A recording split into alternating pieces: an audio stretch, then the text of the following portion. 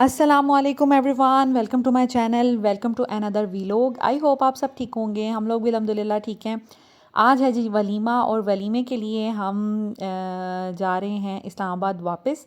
लाहौर आए थे हम बारात के लिए, अब वलीमा अटेंड करने के लिए हमने इस्लामाबाद वापस जाना है। तो रास्ते में हैं हम लोग, तकरीबन घर से 11 बजे निकल के थे कि रात का वलीमा है, और हम टाइमली तकरीबन 5-6 बजे तक इस्लामाबाद पहुंच जाएंगे और वहाँ जाके सुकून से तैयारी करेंगे। और आज भी मेरा प्लान था मैं पॉलर से तैयार होंगी बाकी दिनों की तरह, बट आज भी टाइम इतना शॉर्ट था कि वैसा कुछ भी प्लान नहीं हो सका जैसा सोचा था, क्योंकि रास्ते में हो गई हमारी गाड़ी ख़राब।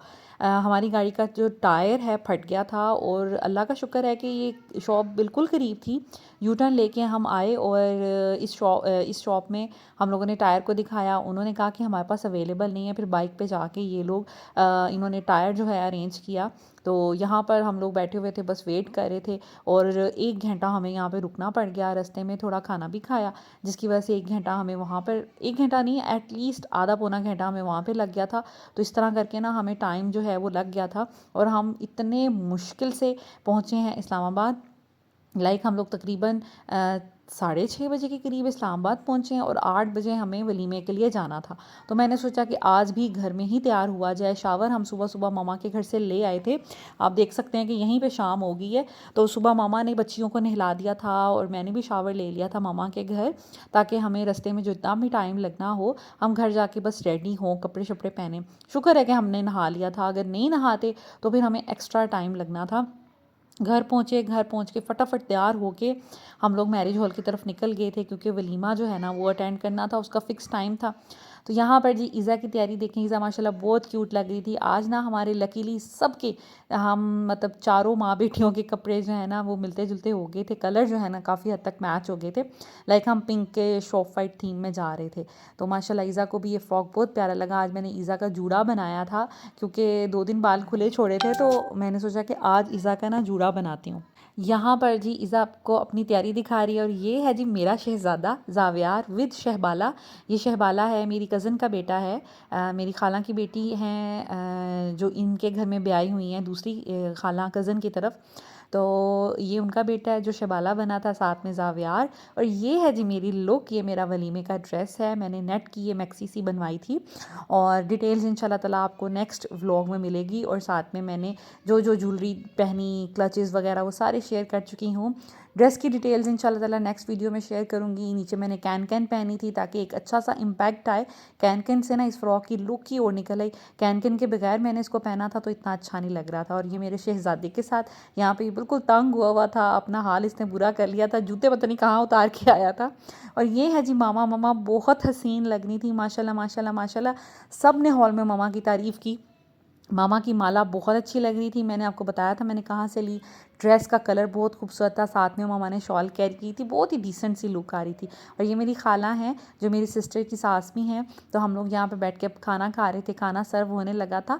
तो बस यहाँ पर हम लोग सब सैलड वगैरह उन्होंने पहले सर्व किया, उसके बाद खाना। और ये जैनी जैनी भी बहुत प्यारी लग रही थी माशाल्लाह। ज़ैनब को ना मेकअप बहुत सूट करता है। तो मैंने इनको कोई इनर्स नहीं पहनाए थे। मैंने कहा कि फ़्रॉक की लुक इस तरह ना ख़राब हो जानी है, और इतनी कोई ख़ास ठंड भी नहीं थी। मेरे बच्चों को तो रादर गर्मी लगती है। खैर यहाँ पर सब अपना सैलड वगैरह एंजॉय कर रहे थे, और ये मेरी सिस्टर हैं, उनकी बेटी के साथ। तो हम लोग यहाँ पे खाना वगैरह खा रहे थे। खाने में चिकन का कोरमा था, बीफ का कोरमा था, और साथ में बिरयानी थी। मज़े का था खाना, रोस्ट था, कबाब्स थे। इस तरह एक प्लेटर बना के उन्होंने सारे जो टेबल्स हैं वहाँ पर रख दिया था। साथ में सैलड था, खीर थी, और फ्रेश ग्रीन सैलड भी था, और कोल्ड ड्रिंक्स थी, पानी था। ये हैं ब्राइड के साथ मैं और मामा। हस्बैंड तो हाथ ही नहीं आ रहे थे शादी पे। और ये इनकी सारी बहुएं हैं, जो मेरी खाला हैं, जिनके घर मेरी दूसरी कज़न गई है। साथ में मामी जान बैठी हुई थी। और ये हैं जी मेरी प्रिंसेसेस। फातिमा भी बहुत प्यारी लग रही थी माशाल्लाह माशाल्लाह। मैंने इनके ना लूज़ से बाल बनाए थे इंग्लिश स्टाइल में, बहुत प्यारे लग रहे थे। और ये हम सब, खाला, मैं, मामा और मेरी बच्चियाँ हम लोगों ने कुछ पिक्चर्स वगैरह यहाँ पे बनाई, और ये ओवरऑल हमारी लुक थी। और ये मामा की पिक्चर बच्चियों के साथ। ये है जी नेक्स्ट मॉर्निंग का क्लिप। यहाँ पर जी मामा को मैंने वलीमे से वापसी पे मैं अपने साथ ही ले आई थी। मैंने कहा कि आपने चलें मेरे घर चलें, थोड़ा सा रेस्ट कर लीजिएगा और फिर वापस चले जाइएगा, क्योंकि एक ही दिन में आना जाना बहुत ज़्यादा ना मुश्किल हो जाता है। वैसे तो मामू लोग तो सारे चले गए थे वलीमा की दुल्हन को लेकर, लेकिन मैंने मामा को रोक लिया कि नहीं नहीं चले आप आएँ। तो मामा आ गई थी, मामा के पास कोई कपड़े भी नहीं थे, कुछ भी नहीं लिया, तो यहाँ पे मम्मा ने मेरा ड्रेस पहना हुआ है और ब्रेकफास्ट हम लोग करने लगे थे। यहाँ पर मैं और हस्बैंड जाके कुछ बेकरी की आइटम्स लेके आए थे। दिल बहुत कर रहा था बेकरी का आज नाश्ता करने को, क्योंकि वैसे तो रूटीन में हम करते नहीं हैं इतना ज़्यादा, थोड़ा अवॉइड ही करते हैं। मामा के लिए भी अच्छा नहीं है क्योंकि मामा को भी डायबिटीज़ का इशू है, तो इस वजह से ना हम लोग कोशिश करते हैं कि ना ही मामा को ऐसी चीज़ें खाने के लिए दें। लेकिन आज बड़ा ही दिल कर रहा था कुछ लाइट सा ऐसा नाश्ता करने को, तो हम लोग ले आए थे कुछ केक रस और बाकर खानी, और इसके अलावा केक जो टी केक होता है, और साथ में ये छोटा सा हमें केक मिला, बड़ा ही खूबसूरत था ऋषि स्वीट से। 600 इसकी प्राइस थी, तो हमने सोचा बच्चों के लिए ले जाते हैं, बच्चे खुश हो जाएंगे। तो ये है जी हमारा नाश्ता। चाय हमने बना ली थी, साथ में एग्स वगैरह खाने का आज दिल नहीं था, ना ही सालन रोटी खाने का दिल था, तो फिर सोचा चलें इस तरह का नाश्ता हो जाए। बच्चे बहुत ज़्यादा खुश हो गए थे और केक देख के तो कुछ ज़्यादा एक्साइटेड हो गए थे। केक था भी बहुत ज़्यादा खूबसूरत। तो मैंने बच्चों को बुलाया कि चलें हम लोग ब्रेकफास्ट करते हैं। नाश्ता हम लोगों ने किया। उसके बाद ये कोई कमरे की हालत है, रात को हम लोग आए थे, खाला खालू भी साथ थे, मेरी सिस्टर बहनोई उनके बच्चे भी साथ थे। तो हम लोगों का वैसे ही शादी पे 2-3 दिन से तैयार होना, और मेहंदी पे आए वैसी तैयारी सारी फेंकी और फिर सो गए, और नेक्स्ट डे बारात के लिए निकल गए और वलीमे से आए। तो ये कुछ हालत है कमरे की, आप देख सकते हैं, बहुत ही बुरी हालत थी। मुझसे कुछ भी नहीं हो पाया क्योंकि टाइम मैनेज नहीं हो रहा था, पता नहीं क्यों इतनी, जिसे कहते हैं कि बहुत ज़्यादा, जिसे कहते हैं कि मसरूफ़ गुजरी शादी। और यहाँ पर बिस्तर वगैरह बिछाए, जिसको जहाँ जगह मिली हम सारे वहाँ पे सो गए। आपी की फैमिली बच्चे वगैरह इधर सो गए थे, मैं मामा और मेरे बच्चे दूसरे रूम में सो गए थे, और कुछ लोग नीचे सो गए थे।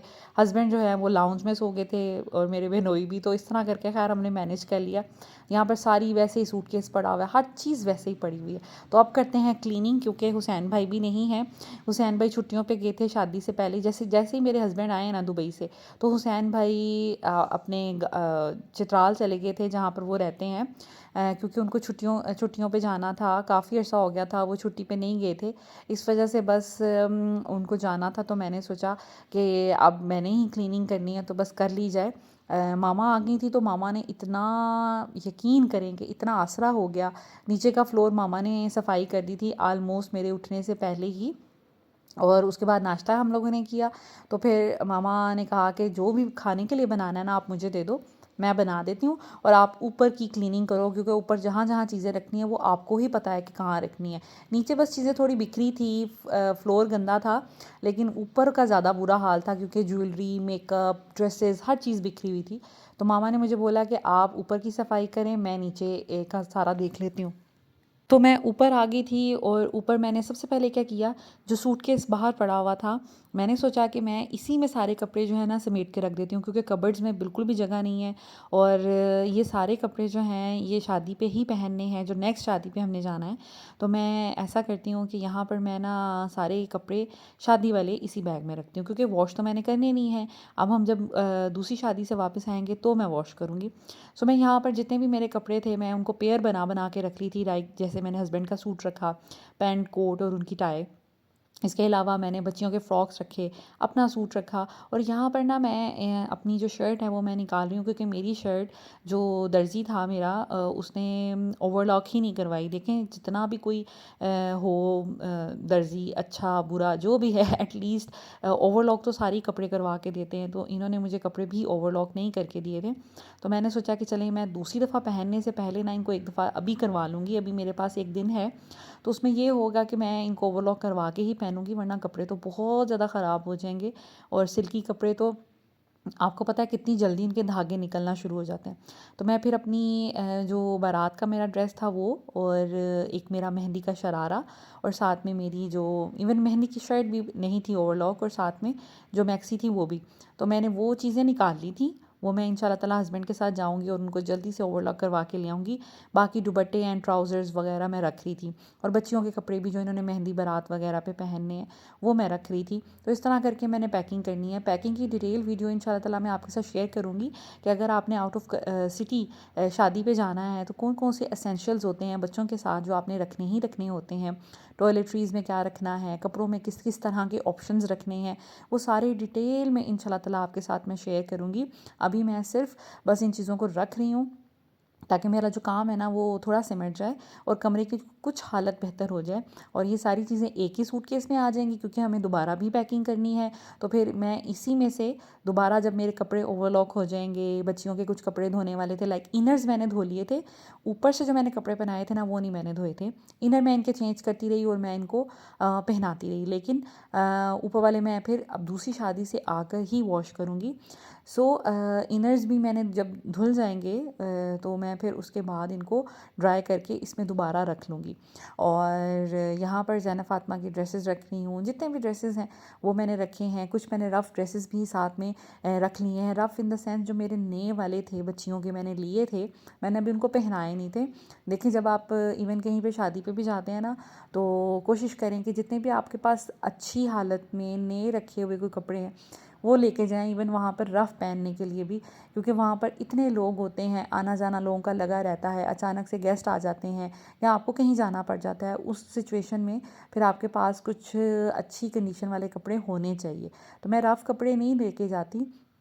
इवन मैं जब लाहौर फैसलाबाद वैसे भी जाऊँ रहने के लिए या ईदों पे, तो भी मैं मेरी कोशिश होती है रफ़ कोई कपड़ा ना लेके जाऊँ। सिर्फ एक मैं ट्राउज़र शर्ट बच्चियों का लाजमी रखती हूँ सोने के लिए, और वो भी नेओं में से ही होता है, पुराने वाला नहीं होता। तो इस तरह करके ना वो सारी चीज़ें मैं मैनेज करती हूँ।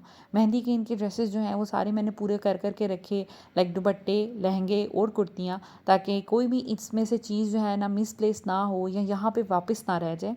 फ़ातिमा का मुझे दुपट्टा नहीं मिल रहा था, वो फिर मामा, मैं नीचे गई तो मामा कहती है नीचे पड़ा हुआ था, वो भी फिर मैंने बैग में रख लिया था ताकि मुझे याद रहे, क्योंकि अगर दुपट्टा नहीं होगा तो सारी लुक ही ख़राब हो जाएगी। और थैंक यू सो मच, आप लोगों ने मेहंदी के ड्रेसेस को बहुत पसंद किया, मेरे ड्रेस को बहुत पसंद किया।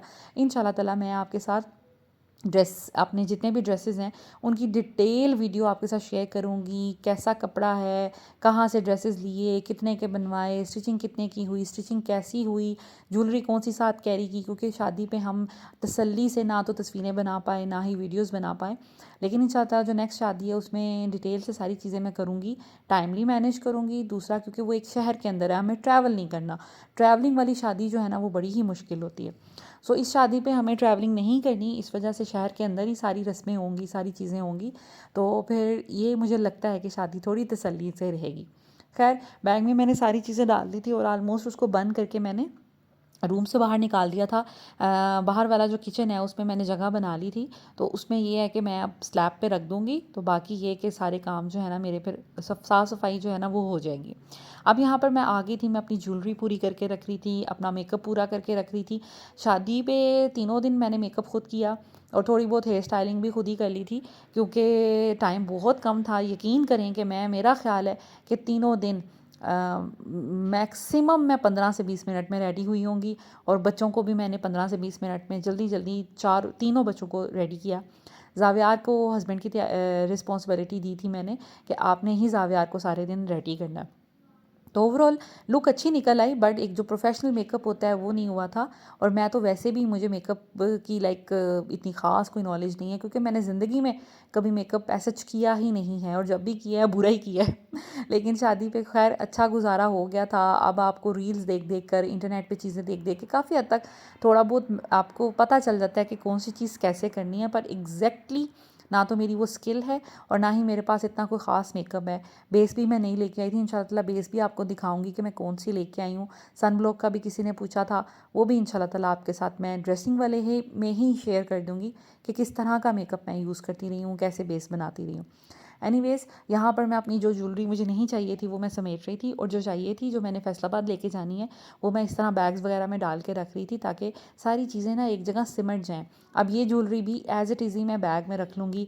मेकअप जो है वो मैंने हैंड बैग में ही रखा था और मैं अभी भी हैंड बैग में ही रखूँगी, क्योंकि कन्वीनियंट होता है, सारी चीज़ें मेकअप की ना एक ही जगह होती हैं। और समटाइम्स ये भी होता है कि मेकअप जो है वो करना पड़ता है, जैसे अभी ट्रैवलिंग करनी है तो थोड़ा बहुत तो फेस को कुछ बेहतर बनाना है, तो इसी में मेरी सारी चीज़ें होती हैं। ये जो पाउचेज़ आपको नज़र आ रहे हैं दो, एक जो येलो वाला पाउच है उसमें तो पैलेट होते हैं, जैसे ब्लश ऑन है, इसके अलावा आई पैलेट है, और बड़े बेसिक से चीज़ें। तो ये तो कभी कभी यूज़ करनी होती हैं, तो मैंने एक जगह में रखती हूँ। और जो बाकी पिंक वाला आपको नज़र आ रहा है, इसमें मेरे रूटीन के मस्काराज हैं, मेरे लाइनर्स हैं, मेरे लिप टिंट्स वगैरह हैं, जो मैं बहुत ज़्यादा यूज़ करती हूँ। मैंने कहीं पे भी जाना हो तो ये मेरा जो पाउच है ये मेरे पास ही होता है। तो यहाँ पर मैं जी मेहंदी की चूड़ियाँ भी रख रही थी समेट के अपने क्लच में। मैं सोच रही हूँ ये क्लच मैं ज़रूर कैरी करूँ फैसलाबाद वाली शादी में, तो लेके तो लाजमी तौर पर जाऊँगी। तो यहाँ पर मैंने ना इस बैग में अपनी सारी ज्वेलरी और चूड़ियाँ और इस तरह की चीज़ें रख ली थी, इसमें सारी सिमट के आ जाएंगी। तो यहाँ पर ये सारी चीज़ें मैं मैनेज कर रही हूँ। स्ट्रेटनर भी मैं साथ लेके गई थी, क्योंकि कोई आपको पता नहीं होता। जैसे मुझे था कि मैं हेयर स्टाइलिंग तो एटलीस्ट पॉलर से करवाऊँगी, बट टाइम ना होने की वजह से मैंने ख़ुद ही बाल स्ट्रेट वगैरह कर लिए। तो इस तरह की चीज़ें ना आप ज़रूर अपने साथ रखा करें, बेसिक सा मेकअप भी रखा करें, इन केस आपको जल्दी है, आपको कोई एमरजेंसी है, या फिर बच्चे तंग कर रहे हैं, या कुछ भी हो जाता है, फिर आपके पास एटलीस्ट बेसिक चीज़ें तो हों, ताकि आप ख़ुद को प्रिपेयर तो कर सकें। तो मैंने भी यही किया था। खैर मैंने ड्रेसिंग टेबल से सारी अपनी चीज़ें समेट के बैग में डाल के बैग को बाहर रख लिया था। अब मैं करूँगी अपनी साफ़ सफाई, क्योंकि हुसैन भाई नहीं है तो ये काम मैंने ही करना है। बेडशीट बहुत मुझे गंदी लग रही थी, मैली लग रही थी। मैंने सोचा कि सफाई कर ही रही हूँ, और मेरी आदत पता है क्या है, जब मैंने काम करना होता है ना तो A to Z मैं सारे काम करती हूँ। फिर मैं कहीं पर ये नहीं करती कि नहीं ये नहीं करती। इवन मेरी अम्मी कहती हैं कि चलें आपके पास जब हाउस हेल्प नहीं होती, छुट्टी होती है कुछ भी, तब आप सफाई करने लग जाती हैं, तब आप ऊपर नीचे से सारी सफाइयाँ करने लग जाती हैं। आपको चाहिए कि आप अगर हाउस हेल्प नहीं है तो बस सरसरी सी सफाई कर लें। पर मुझे सुकून ही नहीं आता। मुझे ऐसा लगता है कि अगर मैंने काम करना है ना तो मैंने पूरा ही करना है और अच्छे तरीके से करना है, वरना कोई करने की ज़रूरत नहीं है। और ना करने से के लिए भी मैं रह नहीं सकती कि मैं ना करूँ। एनीवेज़ यहाँ पर मैं नीचे से लेके आई थी मैट्रेस कवर, लेकिन वो छोटे रूम का था, बच्चियों के रूम का था। ये क्वीन साइज़ है, वो क्वीन साइज़ से भी 5 इंच छोटा है, तो इसमें पूरा नहीं आया। इसका क्योंकि मैंने उतारा था, मुझे था मैंने धोना है, इसका मेरे पास एक ही कवर है। खैर अब मैं मंगवाऊँगी, एटलीस्ट 2 कवर्स होने चाहिए, जब एक धोना हो तो दूसरा इंसान यूज़ कर ले। तो बस यहाँ पर मैंने अब ये फ्लीस की अपनी जो है ना बेडशीट, ये लास्ट टाइम मैं फैसलाबाद जब लास्ट सर्दियों में गई थी तो मैं लेके आई थी। बड़ी ही प्यारी है ये, फ्लीस की है, मैंने ख़ुद बनवाई थी कपड़ा लेकर। और ये अब सर्दियाँ आ गई हैं ना, तो इसलिए मैंने सोचा कि तरह कुजी कुजी सा बेड हो जाए, और इसका थोड़ा डार्क कलर है तो ये बिछी रहेगी काफ़ी दिन। तो इस वजह से मैंने सोचा कि चलें अब मैं इस बेड पे ये बिछा देती हूँ। वैसे भी सर्दी आ गई है प्रॉपरली, तो अब ना थोड़ी ठंड ठंड लगना शुरू हो जाती है रात में। उसके बाद जी पिलो कवर्स भी मैंने सारे उतार लिए थे, जो नीचे पड़े हैं वो मैंने नहीं चढ़ाए, क्योंकि मैं लेके नहीं नीचे से आई। तो अब खैर इनको मैं एज़ इट इज़ ही रहने दूँगी। मामा साथ में फिरती जा रही थी, मुझसे बातें करती जा रही थी, क्योंकि नीचे का काम वो ऑलमोस्ट करके आई थी। तो इस तरह ना वो बस मेरे साथ ही टाइम स्पेंड कर रही थी।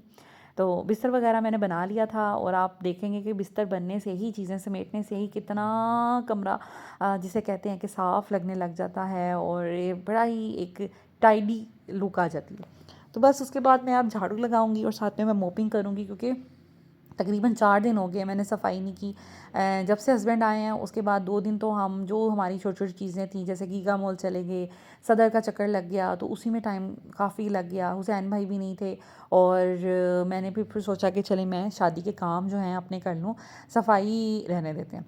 बेसिक किचन के मैं करती रही, खाना शाना बनाती रही, और बर्तन वगैरह धोती रही, लेकिन मैंने क्लीनिंग ऐसा सच नहीं की। तो 4 दिन का गन था, जो कि फिर शादी की तैयारी, कपड़ों के टैग उतर रहे होते हैं, कुछ ना कुछ नई चीज़ें ओपन करते हैं तो उसकी पैकिंग या उसका रैपर्स वगैरह होते हैं, तो वो सारे इसी तरह फेंक रही थी मैं। तो मुझे पता है कि ये थोड़ी बुरी बात है, लेकिन बस इसी तरह होता है समटाइम्स। आप इतनी जल्दबाजी में होते हैं ना कि आप बेशक सूघड़ भी हों, आप सफाई पसंद भी हों, तो समटाइम्स आप कहते हैं अच्छा चलेंगे कोई बात नहीं बाद में कर लेंगे। तो मेरे साथ भी वही हुआ। मैं बस इतनी जल्दबाजी में थी कि मैं सारे काम इसी तरह कर रही थी। खैर अब ये है कि मैं अब जब जैसे क्लीनिंग करती हूँ, आपने देखा है कि साइड टेबल्स पीछे कर करके और चीज़ें पीछे कर करके मेरी आदत है कि मैंने ये करना होता है। ऑल दो मैं चाहती तो बस ऊपर ऊपर से भी कर लेती थी, क्योंकि मैंने बहुत काम मैनेज करने हैं। मैंने यकीन करें कि इतने काम है ना मेरे करने वाले, और माशाल्लाह बच्चे भी हैं, हर चीज़ है साथ साथ। लेकिन बस मुझे तसल्ली नहीं होती कि जब मैंने अगर काम करना है तो फिर मैं अच्छे तरीके से ऊपर नीचे से करूँ। फिर मुझे ये था कि एक दफ़ा अच्छे से सफाई हो जाएगी ना मेरे हाथों से, मुझे पता होगा कि मैंने नीचे से, बेड के नीचे से या ड्रेसिंग टेबल के पीछे से मैंने सारा साफ़ किया हुआ है, तो मुझे कोई परेशानी नहीं होगी। फिर मैं ऊपर ऊपर से भी कर लूँगी ना, तो आसान रहेगा। आज मैं अच्छी सी डीप क्लीनिंग करूँगी, फिर कल मैं कोई क्लीनिंग नहीं करूँगी, बस ये कि हल्का फुल्का स्वीपिंग ही हो जाया करेगी तो भी चलेगा। खैर वॉशरूम जो है मैं अच्छे से नीट एंड क्लीन कर लूँगी। नीचे वाला भी मैंने वॉश कर लिया था, ऊपर वाला भी मैंने वॉश कर लिया था, जैसे जैसे मुझे टाइम मिलता जा रहा था, क्योंकि इन वॉशरूम्स को क्लीन करने की ज़रूरत थी। 2 ही वॉशरूम बेसिकली यूज़ होते हैं। खैर फिर मैं इस रूम में आ गई थी, उस रूम की सफाई हो गई थी। यहाँ पर मैंने मैट्रेस कवर यही वाला बिछा दिया था, तो इसका भी मैट्रेस कवर उतरा हुआ था। मैंने सोचा कि अब बिछा दूँ। बेडशीट भी मैंने चेंज की थी, गंदी हो गई थी, बहुत देर की बिछी हुई थी ये। और मैं दरअसल ये जो मोटी गुलटेक्स की बेडशीट्स होती हैं, इसका ये फ़ायदा होता है, ये जल्दी मैली नहीं होती, खिसकती नहीं है, तो ये इंसान काफ़ी देर तक भी चला सकता है। और सर्दी, आपको पता है कि हम ऊपर सिर्फ सोने आते हैं बच्चे, स्पेशली अपने रूम में। मेरे रूम में तो फिर भी मैं उठती बैठती हूँ, बच्चे सो जाते हैं, लेट जाते हैं, हम पढ़ लेते हैं, कुरान पाक पढ़ लेते हैं, बट बच्चों के रूम में तो बच्चे सिर्फ़ और सिर्फ रात को सोने के लिए आते हैं। विंडोज़ भी मैंने बंद की हुई हैं, हर तरह की मैंने रोशनदान वगैरह सब कुछ बंद किया हुआ है, तो ऐसे इतनी डस्ट वगैरह आजकल है नहीं। तो बस, लेकिन ये कि मुझे तसल्ली अपनी होनी थी, तो मैंने फिर बेडशीट वगैरह चेंज कर दी थी।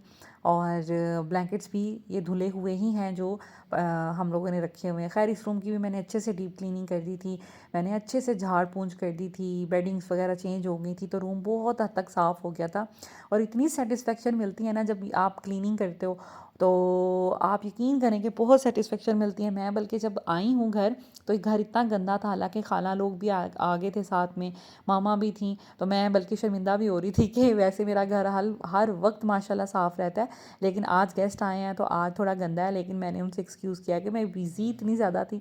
और खैर लोग भी समझते हैं, हम समझते हैं कि हाय लोग हमारे घर आएंगे, वो क्या सोचेंगे, हमारा घर इतना मैसी है, इतना गंदा है।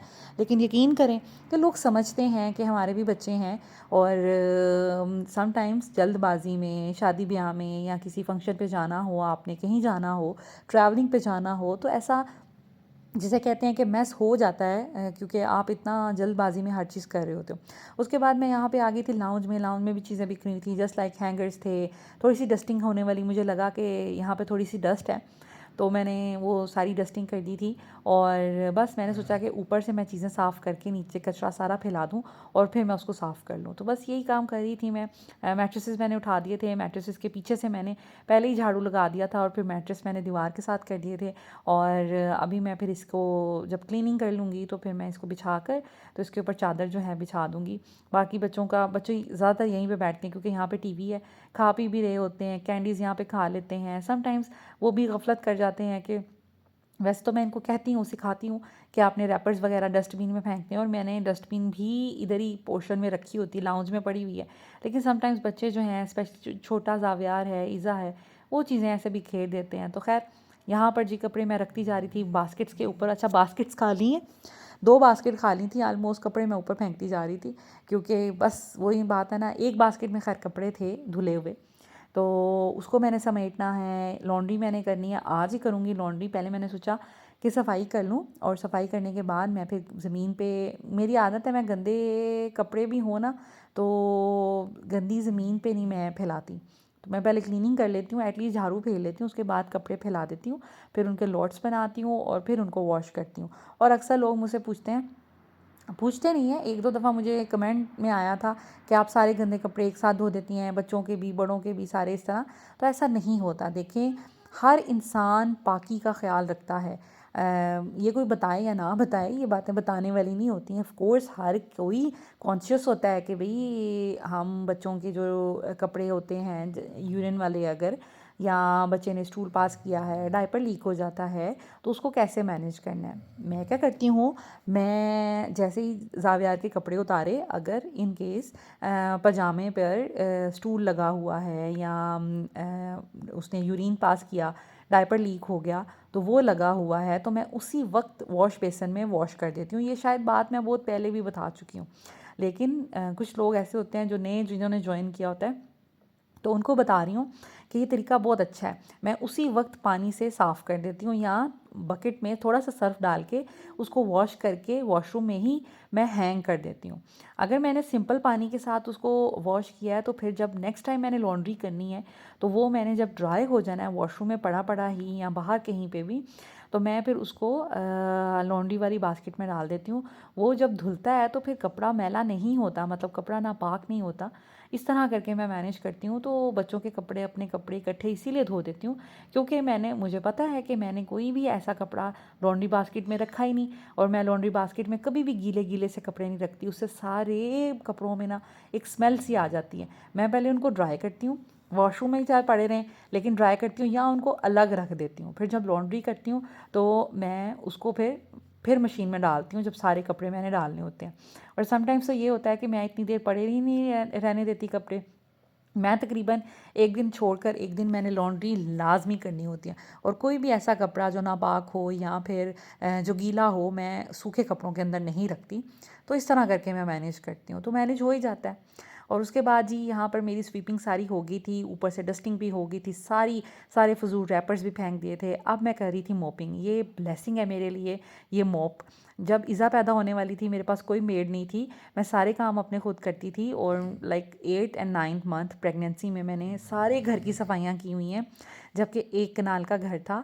और मैं इसी मॉपिंग से ही मॉप बकेट से ही मॉपिंग करती थी। मुझे ज़्यादा झुकना नहीं पड़ता था, कपड़ा निचोड़ना नहीं पड़ता था, और बहुत अच्छे से सफाई हो जाती थी। बस इसका पानी मैं 2 दफ़ा या 3 दफ़ा चेंज कर लेती थी क्योंकि वो घर बड़ा था।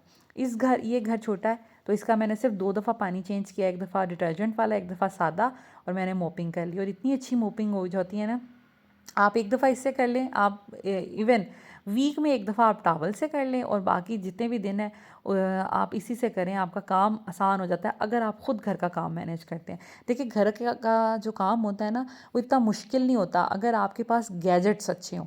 कोशिश करें कि अपनी आसानी के लिए थोड़े से पैसे खर्च कर लें, अच्छे गैजेट्स ले लें, जिससे आपको ना तो बहुत ज़्यादा झुकना पड़े या आपको बहुत ज़्यादा काम मुश्किल ना आपका हो, आसान हो जाए। ये जी कपड़े सारे पड़े हैं, अभी मेरी सफाई हो गई है। अब मैं नीचे जाऊंगी, खाना खाऊंगी, उसके बाद मैं फिर लॉन्ड्री शुरू कर दूंगी। शाम तक मैं कपड़े धोती रहूँगी, धुलते रहेंगे, खुश्क भी हो जाएंगे, और फिर मैं फैलाती रहूँगी। यहाँ पर कुछ चीज़ें, वही मेरा मेकअप वाला बैग पड़ा है, ये इसी तरह पड़ा रहेगा। और साथ में ये कुछ कपड़े पड़े हुए हैं, ये मैं लाहौर से लेके आई थी। मेरे 2 सूट थे, सिल के आए हुए थे, और मैंने लाहौर से सिलवाए थे। एक मेरा माप का सूट था, ऐसी कुछ बच्चों के 2-3 चीज़ें थी, और कुछ कपड़े जो मैंने ओवरलॉक करवाने हैं वो इधर पड़े हुए हैं। बेड जैसे ही मैं बनाती हूँ ना, मेरे बच्चे दुश्मन हैं बेड के। मुझे सलवटें बहुत बुरी लगती हैं कि बेड शीट पे सलवट पड़ी हो, लेकिन बच्चे जो है ना, जैसे ही मैं बेड शीट बिछाती हूँ तो ये आ जाते हैं ऊपर उछलना। इनको भी मज़ा आता है, ज़ाहिर बात है। तो खैर ये करते रहें अपना काम, मैंने तो अपना काम अब कर लिया है। अब मैं रात में ही जब सोऊंगी तो एक दफ़ा बेड को नीट में, जब रात में सोती हूँ तो मेरी आदत है कि मैं बेड को नीट करके सोती हूँ, मुझे उलझे हुए बेड पे ना नींद नहीं आती। खैर मामा ने खाना बना लिया था, मामा ने आलू गोभी बनाई थी, साथ में गोश्त का सालन बनाया था। इतना मज़ा आया, मामा के हाथों का खाना इतना कोई मज़े का था ना, जिसे कहते हैं हमने जी भर के खाना खाया। और हस्बैंड भी, ऑफ कोर्स, उनको भी मेरी अम्मी के हाथ का खाना बड़ा पसंद है। वो अभी दुबई से रिसेंटली आए थे, फ़ौरन शादियाँ आ गई, तो घर का खाना जो है ना उसको भी मिस कर रहे थे। और गोभी तो उनकी बहुत फेवरेट है, और साथ में मटन भी। तो मामा ने उनके लिए दोनों चीज़ें स्पेशली बनाई थी, और रोटियां वगैरह सारा कुछ मामा ने बनाया था। मैं ऊपर का काम जब तक कर रही थी तो मामा ने नीचे सारा आटा गूंद के रोटियां बनाई, खाना बनाया, और यहाँ पर अब फ्रेश फ्रेश हमें रोटियां बना के दे रही हैं। मामा के कपड़ों से उनको जज ना कीजिएगा, मैं उनको ज़बरदस्ती ले आई थी, उनके पास कोई ड्रेस नहीं था। तो मैंने ये बैगी स्टाइल में मेरा एक ड्रेस था, वो मैंने दिया था, साथ ट्राउज़र। तो मामा वही पहन के घूम रही थी। खैर इंजॉय तो मामा भी बड़ा कर रही थी क्योंकि इतना मज़े का ड्रेस है ना। तो लेकिन ये कि मामा का फिर वो जो ड्रेस पहन के आई थी वो मैंने वॉश कर दिया था, और वही दोबारा पहन के मामा ट्रैवलिंग के लिए चली गई थी। खैर यहाँ पर मामा ने खाना खाया, थोड़ी देर बैठी, कपड़े वगैरह चेंज किए, उसके बाद मामा निकल गई थी घर से इन ड्राइव पे। हस्बैंड को मीटिंग पे जाना था, वो ऑफिस चले गए। तो मामा फिर लाहौर के लिए निकल गई थी खुद ही, उनको था कि मैं बस जल्दी से अब घर पहुँच जाऊँ। फिर उनके बाद मैंने फिर खाना वगैरह खा के हम लोग ऊपर आ गए थे, और मैंने यहाँ पे लोट्स बनाए, और अब मैं कपड़े वॉश करूँगी। और बस ये देखूँगी आज मैक्सिमम जितने कपड़े धुल सके, पानी का भी ख्याल करना होता है और अपनी एनर्जी का भी ख्याल करना होता है। तो मैं तकरीबन, और ये भी ख्याल करना है कि सुखाने भी हैं, कहीं ना कहीं फैलाने हैं। तो मैं फिर तकरीबन 3 लोड्स मैंने आज धो लिए थे और बाकी 2 लोड्स मैंने नेक्स्ट डे के लिए रखे थे। यहाँ पर जी मैं मशीन में कपड़े डालूंगी, सर्फ डालूंगी और उसके अलावा ये सारे वाइट कपड़े हैं जिसमें लेगिंग्स हैं, बच्चियों के इनर्स हैं जो इन्होंने फ्रॉक्स के नीचे पहनने हैं और अभी मज़ीद दूसरी शादी पे भी पहनने हैं। मैंने सोचा कि मैं इसको वॉश कर दूं।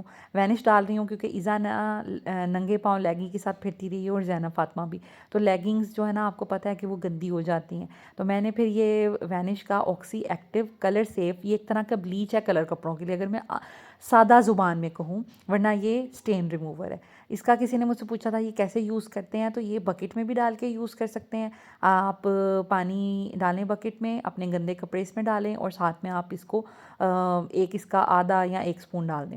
आप इसको वॉशिंग मशीन में भी डाल सकते हैं। बकेट में डालना हो तो 1-2 घंटे के लिए भी भिगो सकते हैं। वॉशिंग मशीन में डालना हो तो मैं तो 15 से 18 मिनट चलाती हूँ तो अच्छे धुल जाते हैं। और अगर ज़िद्दी दाग है तो उसको कपड़े को थोड़ा सा गीला करें, जहाँ पे दाग है उसके ऊपर ये डालें और आपके दाग बहुत हद तक ना साफ़ हो जाते हैं और कलर भी कपड़ों के ख़राब नहीं होते। सो दिस इज़ इट, आज की वीडियो यहीं तक की थी।